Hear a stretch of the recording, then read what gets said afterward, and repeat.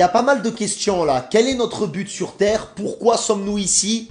Ça, c'est le genre de questions que j'adore. Et ce genre de questions m'encourage à faire encore plus de vidéos où je réponds à vos questions. Donc n'hésitez pas. Bon, pour commencer, on va faire simple. Pourquoi sommes-nous sur Terre et quel est notre but? On n'a pas de réponse précise. Pourtant, ça fait des milliers d'années qu'on se pose la question, mais on n'a pas de réponse. Et je pense que personne ne peut savoir. Mais ça ne nous empêche pas d'avoir quand même quelques hypothèses que je vais vous présenter immédiatement. Notre espèce Homo sapiens est apparue il y a un peu plus de 300 000 ans, descendant d'ancêtres comme Homo erectus ou Homo habilis.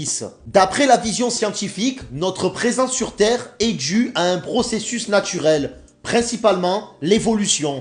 Et d'un côté, on peut dire que c'est un peu le fruit du hasard, car le hasard existe probablement. Mais il existe d'autres visions scientifiques. Il ne faut pas oublier que la science ne répond pas forcément au pourquoi, mais décrit plutôt le comment. Mais pour des milliards de personnes, il y a une vision beaucoup plus religieuse, spirituelle. Je pense que tout le monde connaît le principe des grandes religions comme l'islam, le christianisme ou le judaïsme, mais moi j'ai envie de vous parler du bouddhisme. Pour les personnes qui suivent cette religion, ils pensent que le but de l'être humain est de se libérer de la souffrance, que l'on appelle le dukkha, en atteignant l'éveil, le nirvana. Donc la présence de l'être humain sur Terre serait principalement spirituelle. D'un point de vue philosophique, on peut également parler du stoïcisme. Je me suis très peu orienté vers cette direction, mais d'après mes recherches, c'est vivre en communion avec la nature, cultiver la vertu et la raison.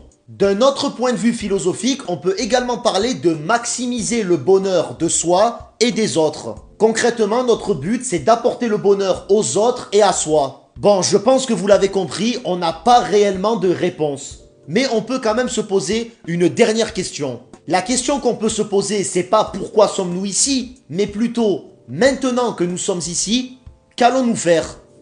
À méditer.